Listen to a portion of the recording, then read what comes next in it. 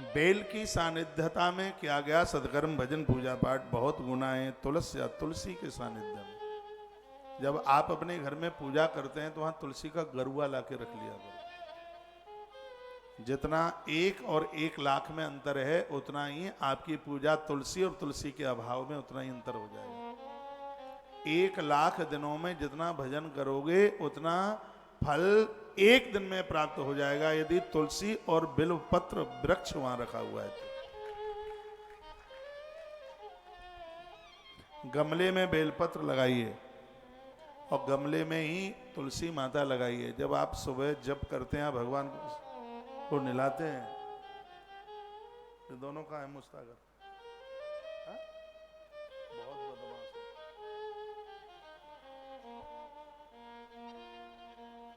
तो गरुआ तुलसी का और बेल वृक्ष का तो वर्णन किया है कि अनंत गुना फल देने वाले हैं। अश्वत्थ, मूलकम, बरगद और पीपल, इन दोनों की भी बहुत बड़ी महिमा है। आंवला और कदम्ब, यह वृक्ष ऐसे हैं आनंद कर देते हैं। आम का पेड़ जिसके नीचे जप करने से दरिद्रता समाप्त हो जाती है। अशोक वृक्ष जिसके नीचे बैठने से घर के दोष समाप्त हो जाते हैं। पीपल का पेड़ जिसके नीचे बैठ करके जप करने से रोग खत्म हो जाते हैं। और बरगद का पेड़ जिसके नीचे बैठकर जप करने से पति और पत्नी के झगड़े समाप्त हो जाते हैं। इतनी बड़ी महिमा है। तुलसी नारायण से मिला देती है और बेल वृक्ष महादेव को अपना बना देता है। तो ये इतनी बड़ी महिमा है महाराज।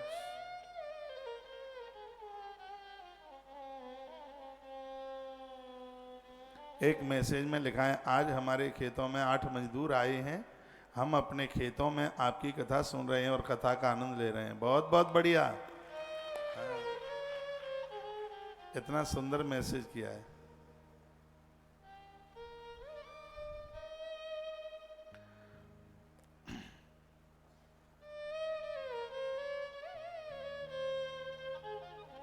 राधे राधे।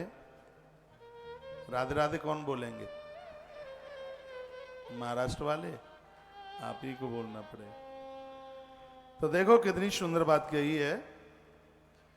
लिखाएं इसमें बिल्व, तुलसी, अस्वस्थ मूलकम, इन पेड़ों के नीचे बैठ करके भजन आराधना साधना करने की बड़ी महिमा है।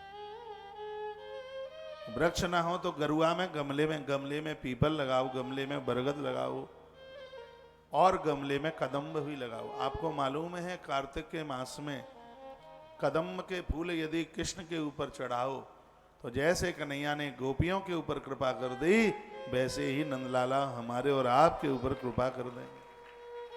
कदम्ब के फूल उन्हें इतना प्रिय है। आपके पास जमीन हो तो धरती में लगा लीजिए कदम्ब फूल। यज्ञ में आम की लकड़ी जलाने से गरीबी खत्म होती है। समी शमिधा जलाने से जमीन के दोष समाप्त हो जाते हैं। पीपल की लकड़ी चूल्हे में नहीं जला सकते, लेकिन यज्ञ में जलाने से बीमारियां खत्म हो जाती हैं। बेल वृक्ष की लकड़ी भी हवन यज्ञ के काम में ली जाती है। ततो देवालयम विद्या तीर्थ तीरम ततो दशः। मंदिर में बैठ करके भजन जप करने से भजन बहुत गुना ज्यादा बढ़ जाता है। आप महाकाल जाते हैं, बहुत ज्यादा नहीं आपसे होता है तो कुछ नाम वहां के किसी कोने में बैठकर, इतनी जगह बहुत विस्तार पूर्वक यह मंदिर स्थान है, वो आप उंगलियों पर ही कुछ माला सटका के आ जाया करें। विधान तो भगवान के 108 नाम लेने का है, लेकिन इतना ना हो पावे तो कुछ हो जाए तो कुछ तो उसका भगवान प्रसन्न होकर कृपा करेंगे ही। हर सिद्धि माता मंदिर जाते हैं, नवाहन मंत्र की एक माला करके आ जाया करो। ओम ऐम ह्रीम क्लीम चामुंडाय विच्चे, कुल्ला करके हाथ पांव मुंह धो के। ऐसे नहीं कि बड़े मैदान गए और मुंह धोया और जाके माली पकड़ के बैठ गए। बड़ा मैदान जानते हैं, पहले लोटा लेके खेत में जाते थे। बड़ा मैदान पहले घर का खाते थे और बाहर निष्कासित करने के लिए जाते थे।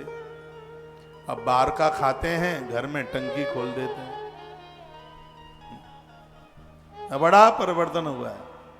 पहले की बड़ी शुद्धता और पवित्रता बनता नहीं है। नहीं तो वास्तु तो यह कहता है कि रहने वाली जगह पर लेट बाथरूम नहीं होने चाहिए। जिस कमरे में आप रहते हैं वो उससे दूर, चाहे मेरा मंडला का आवास हो और चाहे मेरा वृंदावन का आवास हो, लेट बाथरूम मेरे कमरे में नहीं है, मेरे कमरे से बाहर है, दोनों जगह। ये बातें हम सिर्फ आपको ही सिखाते हो ऐसी बात नहीं, इसको हम अपने ऊपर भी उतारते हैं, नहीं तो कथा के भटा हो जाएंगे। आजकल उज्जैन में भटा बड़ा सस्ता बिक रहा है, बैगुन 3 रुपया किलो बिक रहा है।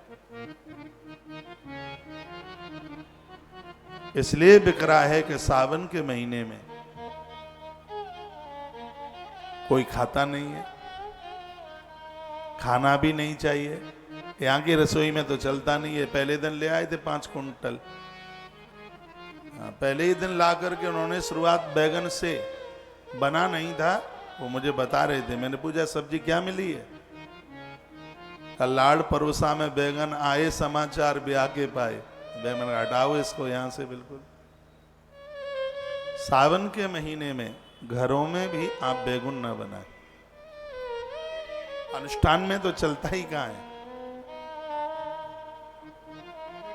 घर में भी नहीं। बुलवा के बिहारी लाल की, हनुमंत बलवंत महाराज की जय जय श्री राधे, जय जय श्री राधे, जय जय श्री राधे।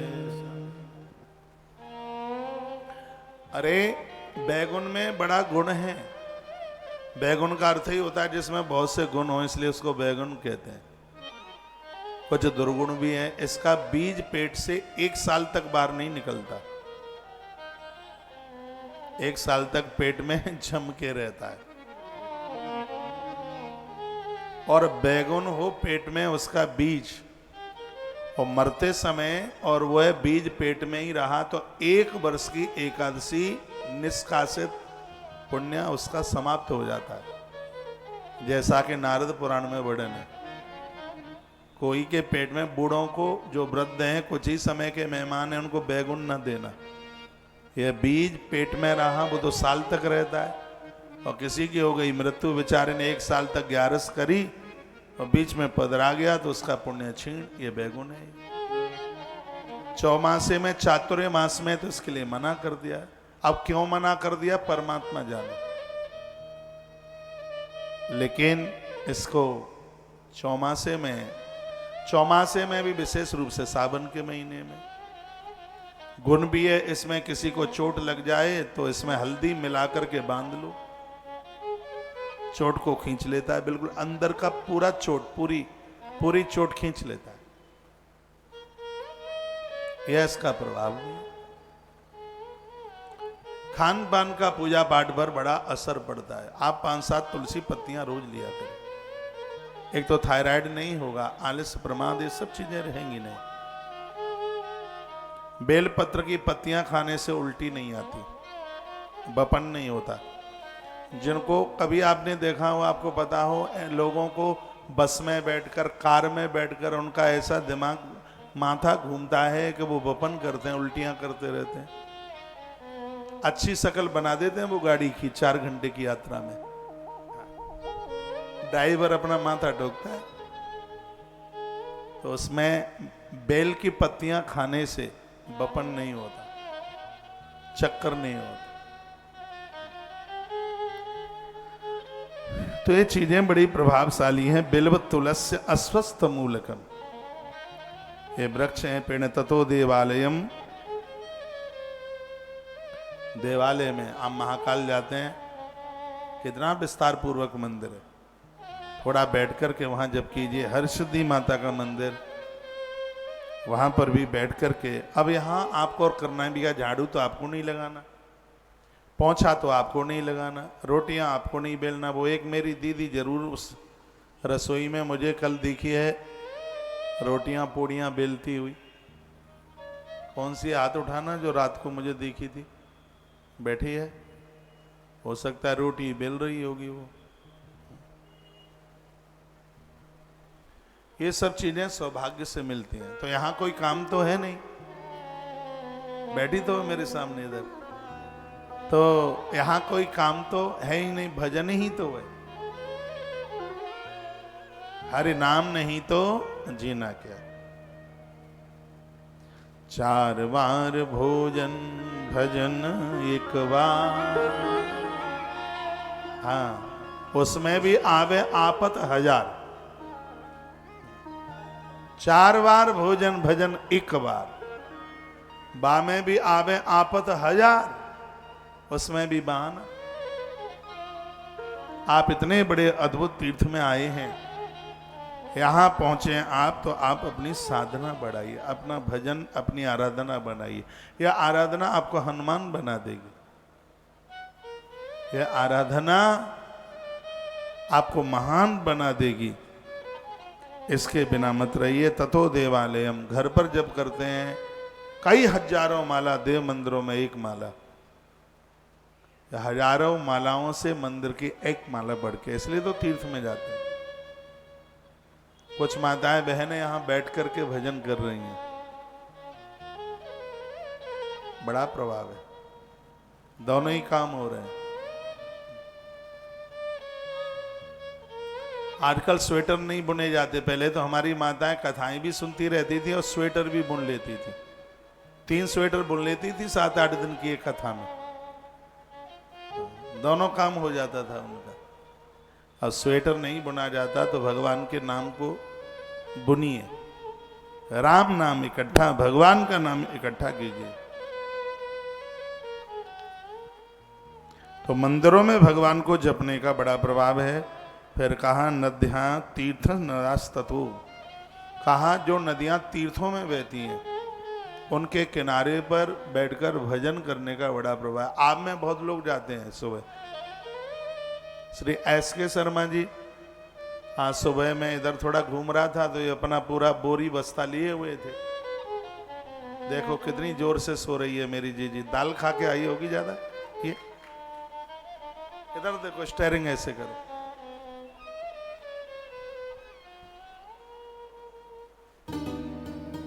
यहां बैठ जाया करें और एकाध माला अपने गुरु मंत्र की, जो भी कोई आप जप करते हैं, उसको सरकाइए, सटकाइए, उसको रीढ़ की हड्डी सीधा करके बैठ करके भजन बिल्कुल माता जी की छिपरा की तरफ, क्योंकि लिखा है नद्यांस तीर्थ नदास तत्व, कहा है जो नदी तीर्थ में बहती है उस नदी के किनारे बैठकर जप करने से जप का प्रभाव अनंत गुना हो जाता है। जप करें, जप का इतना प्रभाव है तो अपराध का भी बहुत बड़ा हो जाएगा, वो वज्र की तरह हो जाएगा, काटने से कटेगा नहीं।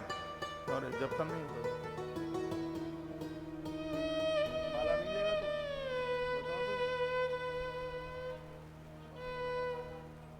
अयोध्या के राम इतने बढ़िया थे, इतना बदमाशी करता है? अयोध्या के राम जी भी थे, ये भी अयोध्या का है।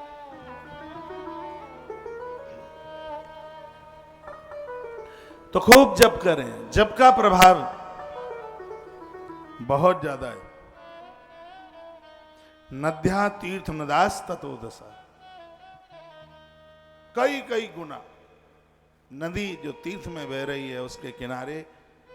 अब यहां जो आप महारुद्राभिषेक कर रहे हैं, कथा सुन रहे हैं, तो सत्य यही है कि तीर्थ में ये नदी क्षिप्रा माता बह रही है और ऐसी नदी है जिसमें अमृत की बिंदु सागर मंथन की डाली गई हैं। तो यहाँ का यह सत्कर्म अनंत गुना है, अपने आप में अनंत गुना, गणित का अंक पीछे रह जाएगा, इतना गुना है। मेरी भी इतनी श्रद्धा है, मैंने इधर उधर के सब अपना आना जाना बंद कर दिया। मैं किसी के घर नहीं जा रहा, प्लीज मुझे बोलिएगा भी मत, आप बहुत बोलते हैं। शाम को महाराज जी 2 मिनट लगेंगे, इस समय मैं अनुष्ठान में हूँ, विशेष अनुष्ठान में हूँ।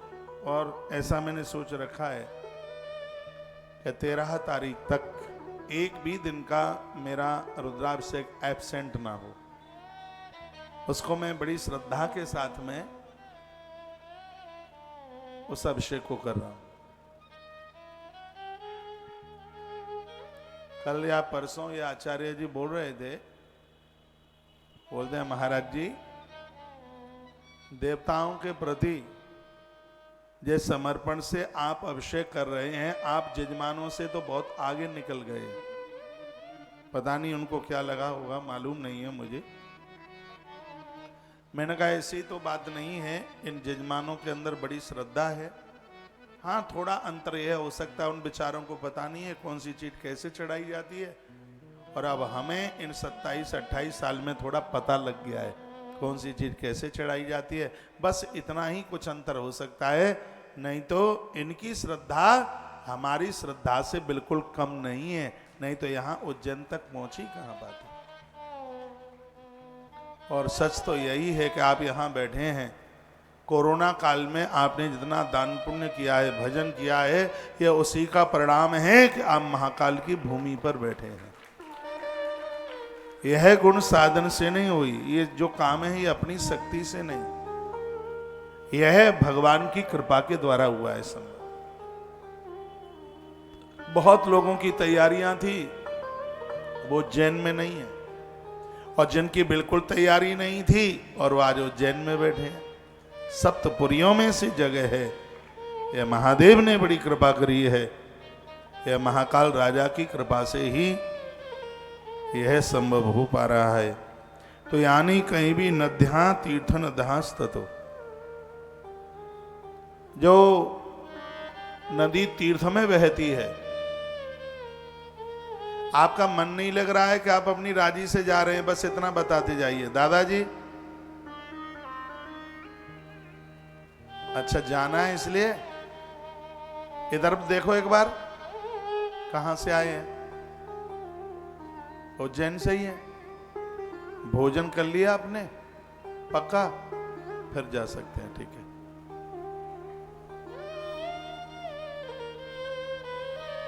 अगली बात मैं बोल रहा हूं, सप्त गंगा नदी तीर्थ तशादश गुणम भवे। 7 नदियां जिनको सप्त गंगा कहा गया। लोग कहते हैं कि नर्मदा क्या गंगा है? शिव महापुराण की भाषा में ये 7 गंगा है। 7 नदियों के नाम ग्रंथकार ने वर्णन किए। कौन कौन सी है गंगा? गंगा गंगा है, गोदावरी गंगा है, कावेरी गंगा है, ताम्रपर्णी नदी गंगा है, सिंधु गंगा है, सरयू गंगा है, और माता रेवा ये गंगा है। वर्णन है कि नदियों के किनारे पर जो भी कोई धर्म सत्कर्म हुआ है वह सब अपने आप में अनंत गुना फलदायी है, बहुत बहुत फल देने वाला है। किसी ने पूछा है, महाराज जी आपके यहाँ से मालाएं आई हैं तो क्या उस पर हम जप कर सकते हैं? तुलसीवन आश्रम के द्वारा भेजी गई हर माला अपने आप में असली है, 100% असली, नकली का तो वहाँ कोई काम ही नहीं है। तो यदि ऐसी माला आपके घर पहुँची है, वो भेजी इसलिए है कि उस पर जप कीजिए, कंठ में पहनिए, इसीलिए प्रसाद रूप में आपके यहाँ उसको भेजा गया। तो यहाँ इन 7 नदियों की बात कही गई। गंगा गोदावरी चैव कावेरी ताम्रपर्णिका सिंधुश्च सरयूरेवा सप्त गंगा प्रकीर्तिता। इन नदियों के किनारे जप करने पर बहुत ज्यादा प्रभाव, इससे भी ज्यादा प्रभाव है पर्वताग्रे ततोदश, पहाड़ के ऊपर बैठ करके जप करें। और भी ज्यादा प्रभाव है, क्या है? वर्णन किया, ततो समुद्र तीरे, सागर के किनारे पर जो भी सत्कर्म किया जाता है वह अनंत गुण है, अपने आप में बहुत ज्यादा प्रभावशाली है। समुद्र के किनारे, समुद्र के किनारे जो भी आप जप करते हैं, 1 और 10 करोड़ में जितना अंतर है उतना ही अंतर है।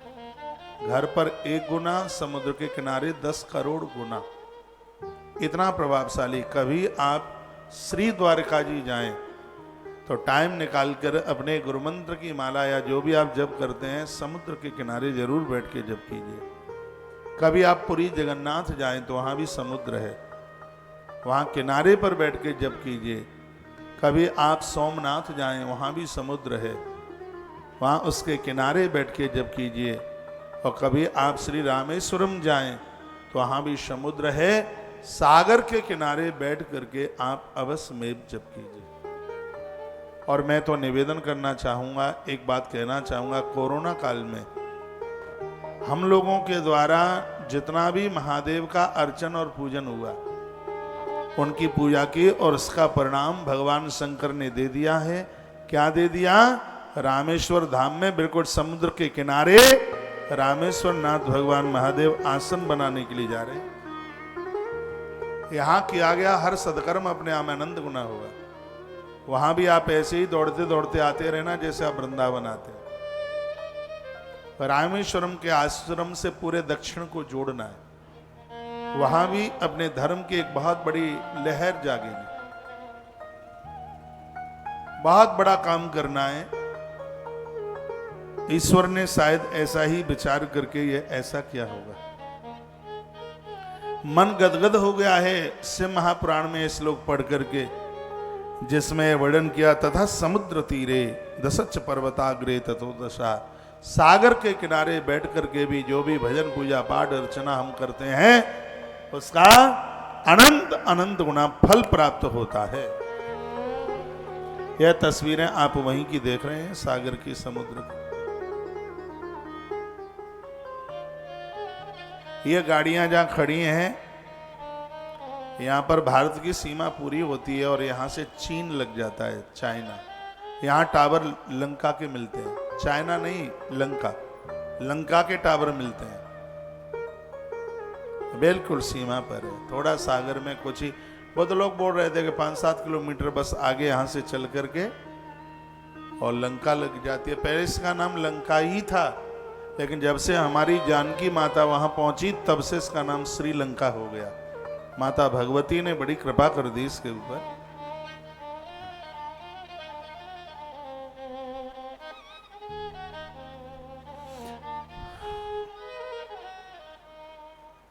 अनुपमा बहन, आपने पूछा है जहां कथा हो रही है वहां रुकने की जगह है क्या?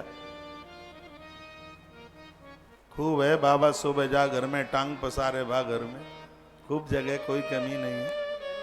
सब आनंद के साथ में यहाँ रह ही रहे। कोई दिक्कत तो नहीं हो रही है?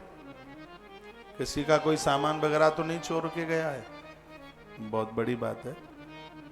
नहीं तो इतने बड़े मेले और ठेले में बैग थैला फैला सब चले जाते हैं, लेकिन यहाँ किसी की सुई भी नहीं गई। हाँ।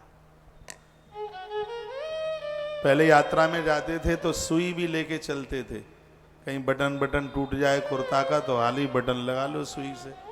कांटा वांटा लग जाए दिन में घूमते घामते तो रात्रि को सुई से कांटा निकाल लो। पहले लेके चलते थे टॉर्च, छतरी, सुई। हाँ, आपने पूछा है, आप बिल्कुल पधारिए, कोई दिक्कत नहीं है। आइए। तत्पश्चात वर्णन किया, शुद्धात्मना शुद्ध दिनम पुण्यम संफलम विदु। शुद्ध होकर शुद्ध मन से, बिना झगड़ा किए हुए, बिना मुंह लटकाए हुए भगवान की पूजा आप करते हैं तो आपको पूजा का अनंत गुना फल तत्काल मिल जाता है। क्या लिखा है? शुद्धात्मना शुद्ध दिनम पुण्यम समफलम विदु। शुद्ध दिन जिसमें आपको सूतक पातक नहीं लगा, शुद्ध मन, किसी के प्रति छल कपट राग द्वेष नहीं, तो इसमें वर्णन है कि उस पूजा का कई गुना फल तत्काल प्राप्त हो जाता है, बिल्कुल देर नहीं लगती। संक्रांति के समय पर, सूर्य चंद्र ग्रहण के समय पर और गुरुदेव की सानिध्यता में किया गया सदक्रम भजन पूजा पाठ अपने आप में अनंत गुना फलदायी होता है। ऐसा से महापुराण के अंतर्गत लिखा। मेहताम संग कालस्या कोटर्यः ग्रहणम विदु। 12 नंबर का श्लोक भी यह बड़ा अद्भुत अद्भुत गा दिया। लिखा है, जन्म नक्षत्र, देखो अब ऐसी ऐसी बात अद्भुत कही गई। जन्म नक्षत्र,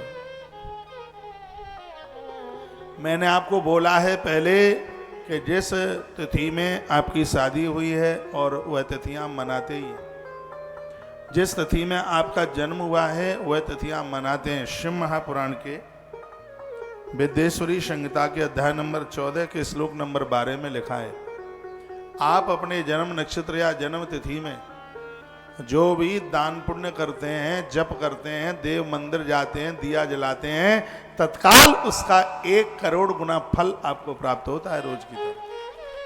तालियां बजाना मत, मुझे कोई फर्क नहीं पड़ता।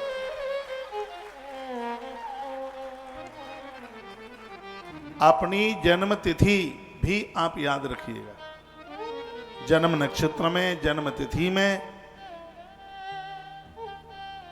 14वां अध्याय विद्येश्वर संहिता का 12 नंबर का श्लोक है और इसमें इस बात की गर्जना की गई है, जन्मनक्षते वृतांते सूर्य रागोपमं विदु मैं तो संग कालस्सा कोट्या या गुणाम विदु। करोड़ गुना फल उसका प्राप्त होता है। इसलिए बच्चों का जब जब जन्मदिन होता है इन्हें मंदिर ले जाओ, इनके हाथ से दिया जलाओ, कुछ दान पुण्य करो, कुछ लोगों को भंडारा करो, जिमाओ। और बच्चों के नाम से, चाहे बेटी हो चाहे हो बेटा, जब इनका जन्मदिन है या शादी की तिथि है, उस समय इनके निमित्त आप जो भी कुछ करते हैं तो उसका फल 1 गुना नहीं, उसका फल करोड़ गुना है, करोड़ गुना है। और मुझे विश्वास है ये बात आपको जरूर याद रहेगी। इससे आपके जीवन में निखार आएगा, तरक्की होगी, ऊंचाई। और आपकी जन्म तिथि में किया गया सत्कर्म जो है, हैप्पी बर्थडे टू यू, बहुत मनाते हैं ना जन्मदिन, तो खाली मुबारक बोल करके काम नहीं, फिर इनको ये संदेश दीजिए। जब जब आप किसी को शुभकामनाएं देते हैं तो हैप्पी बर्थडे टू यू, जन्मदिन मुबारक हो, नहीं, ऐसा नहीं। फिर कैसा? जिसको आप बधाई शुभकामना देते हो उनको जवाब दो, युग युग तो तुम जियो, तुम्हारी मति भगवान के चरणों में लगे। प्रभु से हमारी ये प्रार्थना है, तुम ईश्वर के परम भक्त बनो। उन्हें ये अपनी तरफ से शुभकामनाएं संप्रेषित कीजिए। जन्मदिन के समय पर किया गया सत्कर्म 1 करोड़ गुना होता है तत्काल।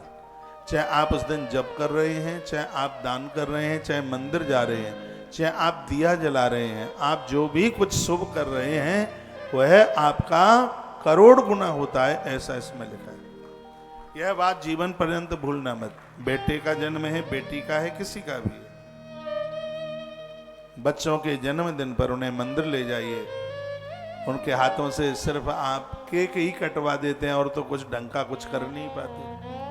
उनसे पूजा करवाइए, मठ मंदिर उन्हें ले जाइए, गंगा का आचमन कराइए, उनसे कुछ दान पुण्य कराइए, जिससे उसको उसका करोड़ गुना फल उसको तत्काल प्राप्त होता है। चतुर्विंशति लक्षम्बा गायत्र्या जप संयुता ब्राह्मणस्तु भवेत् पात्रम संपूर्ण फलभोग प्रद।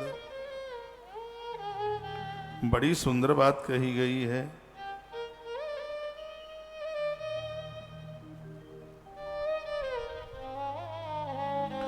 वर्णन किया गया है कि जब जब आप अपने बच्चों का जन्मदिन मनाते हैं तो ब्राह्मण को अपने घर बुला करके उसको भोजन कराइए। इसमें वर्णन है, कहीं ऐसा ब्राह्मण आपके घर में आ गया जो गायत्री का जप करता है। इसमें वर्णन है कि जिस ब्राह्मण ने 24 लाख गायत्री का जप किया है, ऐसे ब्राह्मण का दर्शन करने मात्र से 24 जन्म के पाप जल करके राख हो जाते हैं। गायत्री माता का इतना बड़ा प्रभाव है। चतुर्विंशत लक्षम्बा गायत्र्या जप संयुता, ऐसा ब्राह्मण मिलता नहीं है जिसने 24 लाख गायत्री का जप, 24 लाख गायत्री का जप करने से एक पुरुषण पूरा हो जाता है।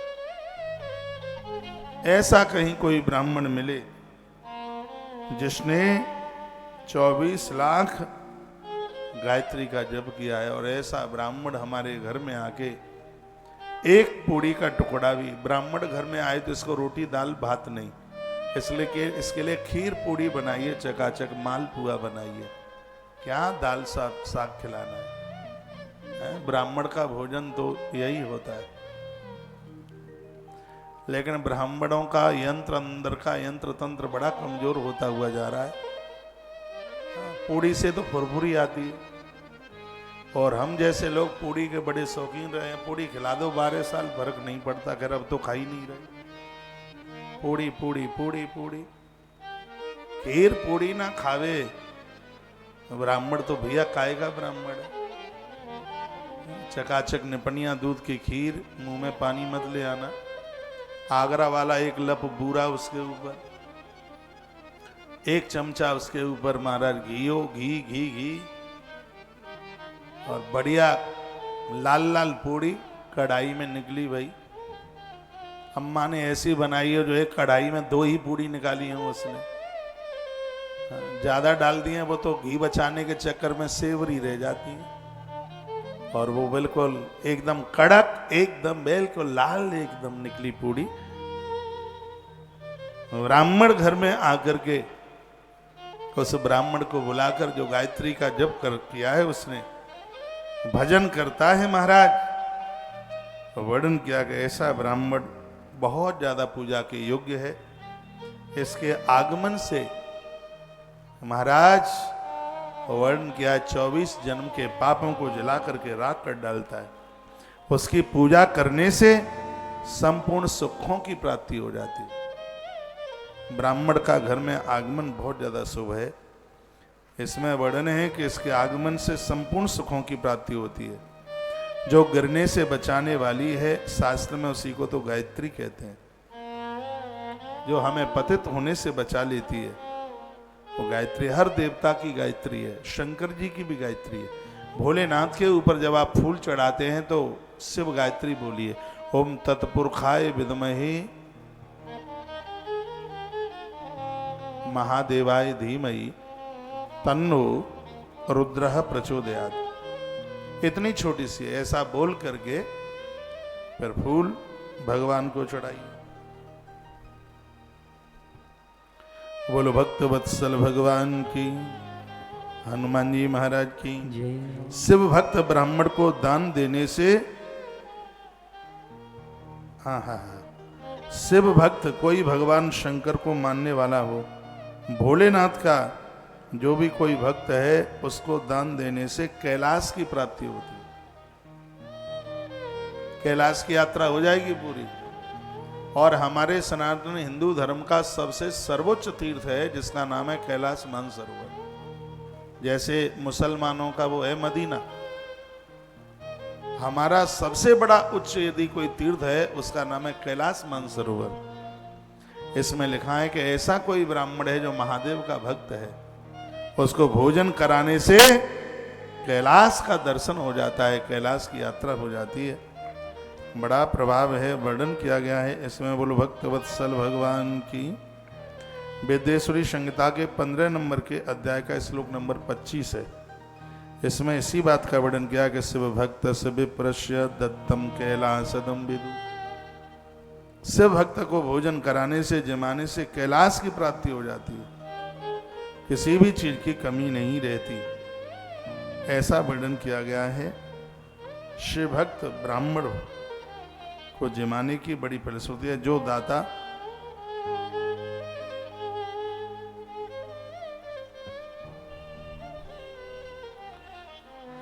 नित्य अपनी रसोई से कुछ न कुछ निकाल करके जरूरतमंद लोगों को देता है, बड़ी सुंदर बात कही है। मां अन्नपूर्णा का घर खाली हो सकता है, आपकी रसोई में कभी कमी नहीं आ सकती।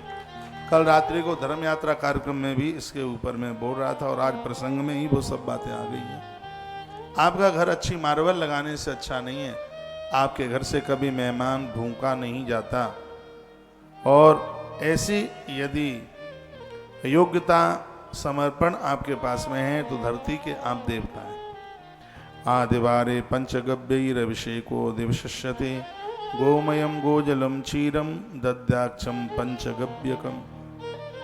यह भी श्लोक बड़ा अद्भुत है। रविवार के दिन विशेष रूप से शिव जी को पंचगव्य से स्नान जो कराते हैं। पंचगव्य में क्या क्या चीज है इसमें वर्णन है। गौ माता का गोबर का रस, गौमूत्र, दूध, दही, घी, इनके मिश्रण के दिन महाराज रविवार के दिन यदि आप भगवान शंकर को पूजन करते हैं और ओम नमः शिवाय मंत्र का जप करते हैं तो इससे भगवान शंकर अति प्रसन्न होते हैं, बहुत ज़्यादा खुश होते हैं। पंचगव्य से ये बात लिख लो, मुझे ध्यान में बिल्कुल नहीं रहेगा क्योंकि इतने ग्रंथ लेके चलता हूँ। इसमें वर्णन है कि यदि जिनके बच्चे बहुत ज़्यादा, ये समझ लो एक शब्द में कि बेरोजगार घूम रहे हैं, उन्हें कुछ काम धाम नहीं है, पति परेशान हैं, नौकरी में दिक्कत आ रही है, प्रमोशन होता नहीं है। वर्णन है रविवार के दिन पंचगव्य गौमाता के गोबर का रस, गौमूत्र, दूध, दही और घी इनके मिश्रण से भगवान शंकर को जो स्नान कराता है उसकी हरो मनो इच्छा पूरी हो जाती है। मैं श्लोक बोले देता हूँ। आदिवारे पंचगव्य अभिषेको विशिष्यते गोमयम गोजलम क्षीरम दद्दाज्यम पंचगव्यकम। ये लिखा है, यह कर ले आनंद हो जाए। दूध आदि से फिर अलग स्नान कराएं, मधु से स्नान कराएं, गन्ने का रस गैया के दूध में मिलाकर खीर बनाकर और उसका भोग लगा करके ओम ओम शब्द का उच्चारण करके शंकर जी को भोग लगाएं। भगवान महादेव संपूर्ण इच्छाओं को पूरा कर देंगे। एक बात मैं फिर ये बोले देता हूँ, इसमें रविवार के दिन विशेष रूप से बात कही है। वर्णन किया गैया का दूध और गन्ने का रस दोनों चीजों को चूल्हे पर चढ़ा दें, चावल डालें, रस खीर बन गई। और ओम शब्द का उच्चारण करके, ओम नमः शब्द का उच्चारण करके भगवान को आप भोग लगाइए। इससे व्यक्ति जीवन मुक्त हो जाता है। हाँ, इतनी बड़ी भक्ति पूर्वक शिव जी की पूजा मनुष्य को जन्म मरण से मुक्ति प्रदान कर देती है, ऐसा वर्णन किया है। शंकर की जो पूजा मुक्ति प्रदानित कर देती है, इसमें कोई संशय नहीं है। शिवस्य भक्त्या पूज्या या जन्म मुक्ति करी निर्णाम। शिवस्य भक्त्या पूजा ही जन्म मुक्ति करी निर्णाम, वो मुक्त कर देती है, जन्म मरण के चक्कर से मुक्त कर देती है। इतना बड़ा प्रभाव है। वो पंक्तियां आपने सुनी है क्या? चली जा रही है उम्र धीरे धीरे, चली जा रही है उम्र धीरे धीरे, पता ही नहीं लगा कब 40 के हो गए। अभी हमें ये लगता है कि थोड़े समय पहले हम 32 साल के थे। कहीं किसी कथा में हमारा परिचय दिया जा रहा था कि महाराज जी का आज 32वां जन्मदिन मनाया जा रहा है। ऐसा लगता है कल की बात है, पता नहीं कौन सी कथा में थी। देखते ही देखते 47 पार कर दिए, हाल ही पता ही नहीं लगा कब हो गई पार। समय तो ऐसे जा रहा है जैसे नदी की बालू हाथ से खिसक करके जाती है। तो चली जा रही है उम्र धीरे धीरे। थोड़ा सा समय बचाए भैया, कर लो प्रयोग इसको। आइए 2 पंक्तियां देखें क्या लिखा है इन पंक्तियों में।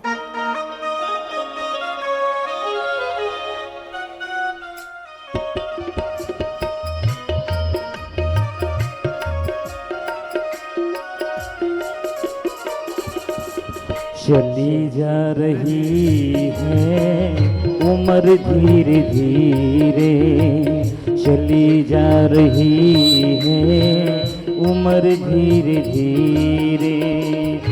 पल पल आठों पहर धीरे धीरे, पल पल में आठों पहर धीरे धीरे। चली जा रही है उम्र धीरे धीरे, चली जा रही है उम्र धीरे धीरे।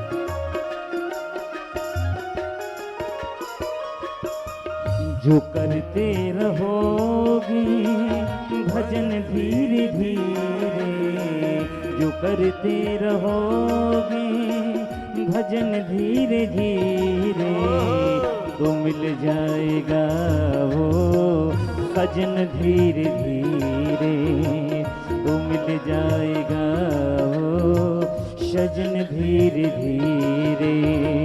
चली जा रही है उम्र धीरे धीरे।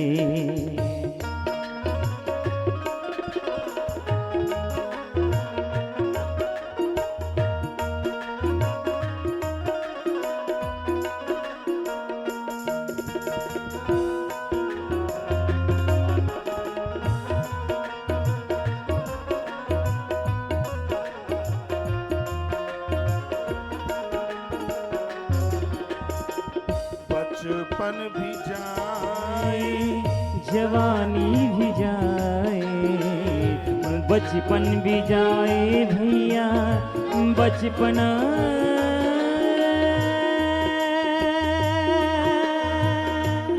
बचपना भी जाए,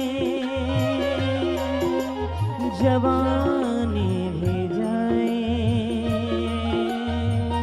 बचपन भी जाए, जवानी भी जाए, बुढ़ापे के होगा असर धीरे धीरे, बुढ़ापे का होगा असर धीरे धीरे, चली जा रही है उम्र धीरे धीरे।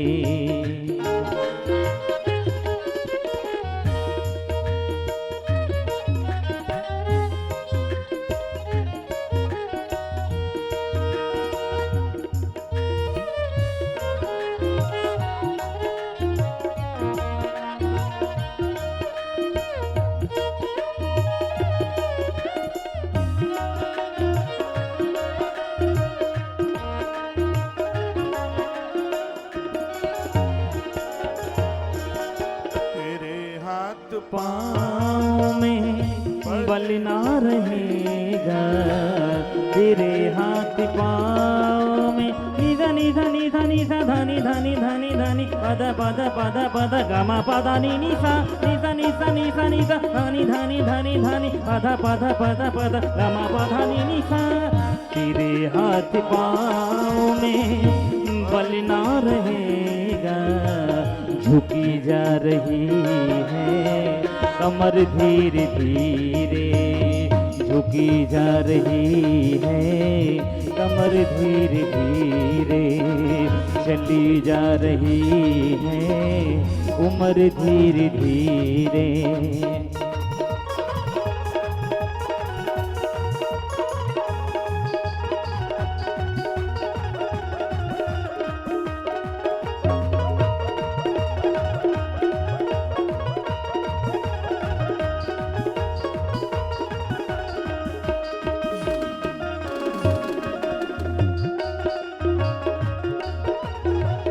शिथिल अंग होंगे एक दिन वो तो तुम्हारे, शिथिल अंग होंगे एक दिन तुम्हारे, शिथिल अंग होंगे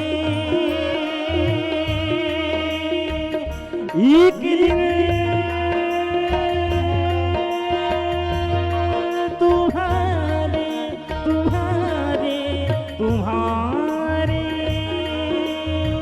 शिथिल अंग होगी एक दिन तुम्हारे, फिर मंद होगी नजर धीरे धीरे, फिर मंद होगी नजर धीरे धीरे, चली जा रही है उम्र धीरे धीरे।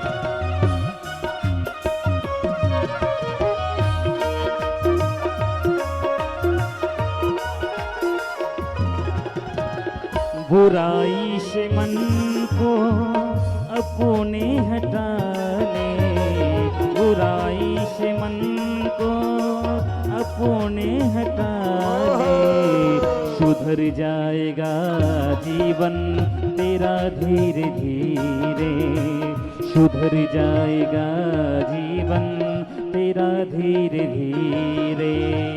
पल पल युवा ठो पहर धीरे धीरे, पल पल युवा ठो पहर धीरे धीरे, चली जा रही है उम्र धीरे धीरे, चली जा रही है उम्र धीरे धीरे, चली जा रही है उम्र धीरे धीरे, चली जा रही है उम्र धीरे धीरे।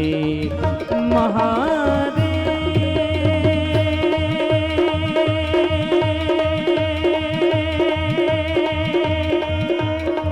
हे शंभु बाबा, शंभु बाबा,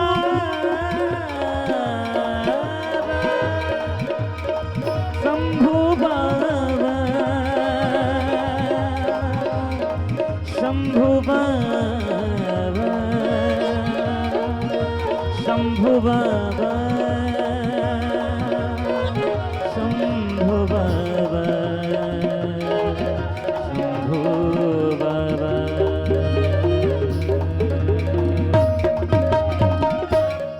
चली जा रही है बैठ जाओ। उम्र धीरे धीरे, उम्र धीरे धीरे, उम्र धीरे धीरे, उम्र धीरे धीरे, उम्र धीरे धीरे, चली जा रही है उम्र धीरे धीरे। मिल जाएगा वो सजन धीरे धीरे, जो करते रहोगे भजन धीरे धीरे, जो करते रहोगे भजन धीरे धीरे, जो करते रहोगे भजन धीरे धीरे, तो मिल जाएगा वो सजन धीरे धीरे, तो मिल जाएगा वो सजन धीरे धीरे। चली जा रही है उम्र धीरे धीरे, चली जा रही है उम्र धीरे धीरे। झुक जाएगी ये कमर धीरे धीरे, झुक जाएगी ये कमर धीरे धीरे, कर लो भजन भाई अब तो धीरे धीरे, कर लो भजन भाई अब तो धीरे धीरे, तो मिल जाएगा ये सजन धीरे धीरे। चली जा रही है उम्र धीरे धीरे। बोलिए महाकालेश्वरनाथ भगवान की जय, श्री हनुमंत बलवंत महाराज की जय जय जय श्री राधे। शहद गन्ने का रस और गैया के दूध की खीर, रविवार के दिन भगवान शिव का भोग लगाएं इसका, और पंचगव्य से रविवार के दिन भगवान का अभिषेक करें, घर की सभी समस्याओं का समाधान हो जाएगा, ऐसा भगवान शिव खुद बोले। भगवान शंकर ने अपने मुख से शिव महारात्रि की महिमा का वर्णन किया, और आज शिव महारात्रि, चलो ठीक है, वो फागुन या माघ मास की शिवरात्रि रही होगी, वो वर्ष में एक बार जिसको वार्षिक महाशिवरात्रि बोलते हैं, और ये सावन की शिव महारात्रि है जो आज है। और यह बड़ी भगवान की कृपा से हम शिवरात्रि को, शिव महारात्रि को, भगवान महादेव का शिव महापुराण सुन रहे हैं, तो ये पुण्य तो है ही। शिवरात्रि की कथा इस ग्रंथ में आप सुनेंगे। अस्योत्तरम महादेवो जानाति स्म न चापरा। शिव के मंत्र का कितना बड़ा प्रभाव है, सूत जी कहते हैं। ये महादेव भी खुद ऐसे नहीं जानते जैसे आपका कितना बड़ा प्रभाव है, आप ये खुद नहीं जानते। हनुमान जी का कितना अपना प्रभाव है हनुमान जी जानते नहीं थे। हनुमान जी को नहीं पता होता था, ये तो जामवंत जैसे महानुभाव उन्हें बोला करते थे, राम काज लग तब अवतारा, प्रभु कार्य के लिए तुम आए। आप में कितनी ताकत है, शक्ति है, ये आपको पता नहीं है, आपको मालूम ही नहीं है आप कितने शक्तिशाली है। आप में कितनी ताकत है आपको खुद नहीं पता। महादेव के इस पंचाक्षरी मंत्र का कितना बड़ा प्रभाव है, सूत सौनक्षियों को कहते हैं, ये शंकर जी को भी नहीं पता, इतना बड़ा प्रभाव। राम जी को नहीं पता था कि राम के नाम का कितना बड़ा प्रभाव, राम से बड़ा राम का नाम। वो एक कथा मैंने कई बार आपको सुनाई है। वो काशी नरेश भगवान के दर्शन करने को गया था, विश्वामित्र जी को प्रणाम नहीं किया, तो विश्वामित्र जी रूठ गए। राम जी को कहा अब तुम्हारे दरबार में नहीं आएंगे। का क्या हुआ, हमारा काशी नरेश ने अपमान कर दिया। राम जी ने कहा मैं सौगंध खाता हूं कल शाम का सूर्यास्त होगा उससे पहले इसको मैं मार डालूंगा। लेकिन हनुमान जी ने सरयू के जल में खड़े होकर के राम के नाम का कीर्तन कराया। राम जी का बाण निष्फल हो गया, राम उसे नहीं मार पाए, क्योंकि वो राम के नाम का जप कर रहा था। राम के नाम का इतना बड़ा प्रभाव है जो प्रभु राम को भी नहीं पता। ओम नमः शिवाय कल भी आप सुने थे, और ये चैप्टर बंद नहीं कर रहे हैं भगवान वेद व्यास, बार बार उसको उठा के रख लेते हैं पंचाक्षर को। वह ओम का व्याख्यान करते हैं, ओम को प्रणव कहते हैं संस्कृत में। सुनिए ध्यान से, आप सुनेंगे तो दिमाग मन लगेगा कथा में। संस्कृत में ओम को कहते हैं प्रणव, और प्रणव की संधि विच्छेद करते हैं तो शब्द बनता है प्र प्लस ना और प्लस अड़ा, प्रणव। तो इसमें प्रा माने प्रपंच और ना माने नहीं। भगवान का जप करके संसार का प्रपंच न रहे, उसी का नाम प्रणव है। भगवान को जब आप ओम लगा करके मंत्र जपते हैं तो संसार का प्रपंच ही नहीं रहता, दुनियादारी छूट जाती है, कौन क्या करता है कोई मतलब ही नहीं रहता। यानी ओम प्रणव उसे कहते हैं जो संसार के प्रपंच से हमें मुक्त कर दे। ये संसार का प्रपंच बड़ा खतरनाक है, ईश्वर से अलग कर देता है, भजन में मन नहीं लगने देता। यदि आप ओम ओम शब्द का उच्चारण करते रहेंगे तो संसार के प्रपंच से हमेशा हमेशा के लिए बच जाएंगे, ऐसा वर्णन किया गया। सबो अस्माकम चष्माकम रक्षाम गृहणात ऊर्षा। जो ओम ओम शब्द का उच्चारण करते हैं, ओम नमः शिवाय मंत्र का जप करते हैं, महादेव 24 घंटे उनकी रक्षा में खड़े रहते हैं। इतना बड़ा इस मंत्र का प्रभाव है। सट त्रसंत कोट जापी तु निश्चयम योग मापनियात सूक्ष्म च द्विदम गेयम ऋस्व दीर्घ विविधतः। वर्णन किया है 36 करोड़ मंत्र का जप यदि किसी पुरुष स्त्री ने इसका कर लिया तो अंत में निसंदेह भगवान शंकर के ही धाम को चला जाता है, तो शिव स्वरूप हो जाता है। इतना बड़ा प्रभाव इसका इतना जप करने का है। जिसने 9 करोड़ मंत्र का जप कर लिया है वह संपूर्ण धरती को जीत लेता है, पूरी धरती उसकी अपनी होती है। जिसने 9 करोड़ ओम नमः शिवाय मंत्र का जप कर लिया है वह धरती का एक छत्र साम्राज्य, वह इस धरती का राजा होता है।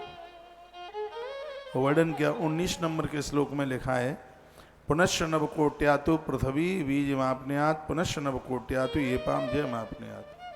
9 करोड़ जिसने अपने जीवन में जप कर लिया है संपूर्ण धरती का, वह व्यक्ति बिल्कुल मालिक हो जाता है। याद रखिएगा, इस पंचाक्षर मंत्र को जप करने से व्यक्ति की तीसरी आंख खुल जाती है। इतना बड़ा प्रभाव है, तीनों कालों का दर्शी हो जाता है, क्या हो गया, क्या हो रहा है और आगे क्या होने वाला है। इतना बड़ा प्रभाव है। ब्राह्मणों प्रतिदिन 1000 प्रणव का जप करने से मानव बिल्कुल शुद्ध हो जाता है। इसके बाद जो जप और किया जाता है उससे आत्मज्ञान की प्राप्ति हो जाती है। 1000 का मतलब है 10 माला ही तो है, और 10 माला जपने में कोई ज़्यादा टाइम लगता ही कहाँ है, हाल ही हो जाती है 10 माला। 10 माला मेरी इतनी बड़ी माला है कि एक बार पूरी घूम जाए तो 11 माला हो जाती हैं, 11 स्वाट मन के हैं उसके। वह एक माला पूरी घूम जाती है तो उसके 1100 नाम तो हाल ही पूरे हो जाते हैं। वर्णन किया गया है कि जो व्यक्ति हर रोजाना 1000 नाम यानी 10 माला का मतलब 1000 नाम जप कर लेता है तो वह मानव शुद्ध हो जाता है और इसके बाद में फिर उसका जो जप होता है उससे उसको आत्मज्ञान की प्राप्ति हो जाती है। उसे ऐसा ज्ञान मिल जाता है जो किताबों में भी नहीं प्राप्त होता। उसे ऐसे ज्ञान की अनुभूति हो जाती है जिसका जप रोजाना 10 माला से ऊपर चला जाए, भले 1 माला ऊपर चला जाए, 10 माला से ऊपर चला जाए। माला जपने में विश्वास रखिए। 23,000 वर्ष तक माला ही तो जपी मनु जी महाराज ने। नारायण प्रकट हो गए थे और ये बोल के चले गए थे कि आने वाले त्रेता में तुम दशरथ बनोगे और हम तुम्हारे पुत्र राम और यह देवी तुम्हारी पुत्र वधु जानकी बन करके आई थी, ये आएगी। यह जप का ही तो यह प्रभाव। इसलिए बड़ी अच्छी अच्छी बातें इसमें कही गई हैं। इसमें कहा गया प्रतिदिन 1000 नाम जो जप लेता है वह मनुष्य शुद्ध हो जाता है। इससे और ज्यादा जप लेता है तो उसको आत्मज्ञान की प्राप्ति हो जाती है। वर्णन किया मनुष्य इस पंचाक्षर मंत्र का जप करने से सभी प्रकार की सिद्धि को प्राप्त कर सकता है। इसमें लिखा है कि इस पंचाक्षर का जो जप कर लेगा आग उसको जला नहीं पाएगी, पानी डुबा नहीं पाएगा। उसको इतनी सिद्धि मिल जाएगी कि पानी के ऊपर सड़क बना करके निकल जाएगा, पानी में डूबेगा नहीं। इतनी बड़ी सिद्धि। ओमकार युक्त इस पंचाक्षर मंत्र का जप करें।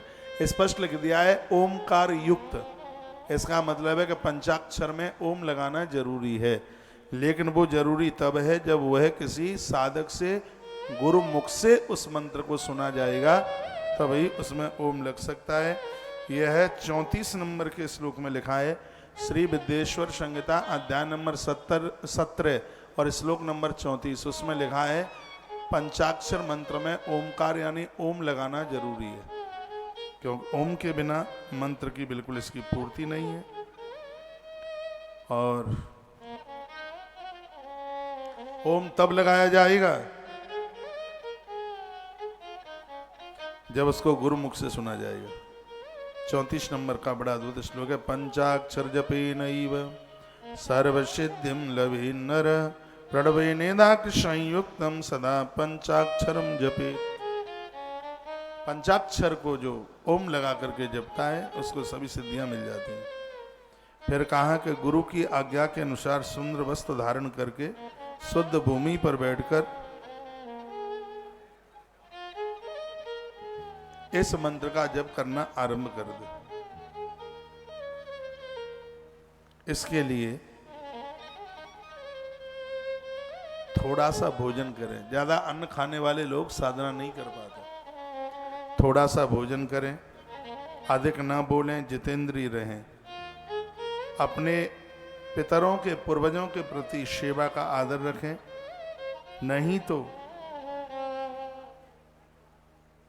मंत्रों का कोई भी फर्क प्रभाव नहीं होगा। कल भी मैं निवेदन कर रहा था, वर्णन किया गंगा और शंकर का स्मरण करने से व्यक्ति के ताप प्रताप संताप सब समाप्त हो जाते हैं। गंगा गंगेत ब्रूयातम, 1000 कोस दूर से भी गंगा का नाम ले लिया जाए तो गंगा पाप काट देती है। वर्णन किया गया है कपिला गाय के घी की आहुति अग्नि में डाले ओम नमः शिवाय इस मंत्र के द्वारा 108 आहुतियां भी डाल दी हैं तो देवता ऋणी हो जाएंगे। ऐसा 47 नंबर के श्लोक में लिखा है। कपिला गाय का मतलब यहाँ देसी गाय से, देसी गैया का घी ओम नमः शिवाय इस मंत्र के द्वारा हवन में यज्ञ में यदि डाला गया है तो वर्णन किया कि देव भी महाराज आपके ऋणी हो जाएंगे। इतना बड़ा प्रभाव है। जो शिव महापुराण की कथा जो सुन रहे हैं, आयोजन के बाद में यदि वो वृषभ बैल के चरण धोकर चरणोदक ले लें तो उन लोगों को 36 करोड़ तीर्थों में स्नान करने का फल प्राप्त हो जाता है। ऐसा शिव महापुराण के अंतर्गत लिखा। एक बार फिर कहूं, जो शिव महापुराण की कथा सुन रहे हैं, कथा के समापन पर जो वृषभ यानी बैल के चरण का चरणोदक ले लेते हैं, देह के ऊपर छींटे लगा लेते हैं, तो उन लोगों को तत्काल 36 करोड़ तीर्थ के स्नान का फल प्राप्त हो जाता है। वृषभ का इतना बड़ा प्रभाव है। आज महाशिवरात्रि है। शिव पुराण की कथा के बाद वृषभ दान की बड़ी महिमा बताई गई और हम ऐसी अद्भुत जगह से ऐसी अद्भुत कथा सुन रहे हैं। भगवान कृपा करे आप सबको एक एक नंदी वृषभ दान करने का मौका प्राप्त हो जाए। 12 तारीख को पूर्णमासी है, 12 तारीख को समापन है सावन का, और 12 तारीख को इसी व्यासपीठ से अद्भुत और अद्भुत ढंग से एक महासंकल्प होगा। काय के लिए? वृषभ दान के लिए। क्या सुंदर बात यहाँ कह दी है कि वृषभ का दान 10 गैया के बराबर, एक बैल का वृषभ का दान 10 गाय के बराबर है। वर्णन क्या है कि वो धरती का बहुत बड़ा देव होता है जिसने 100 गैया का दान किया। इसमें लिखा है कि यदि वो 100 गाय का दान न कर पाए तो 10 बछड़ों का वृषभ का दान कर ले, उसे 100 गाय के दान करने का फल प्राप्त हो जाएगा। और सावन के महीने में तो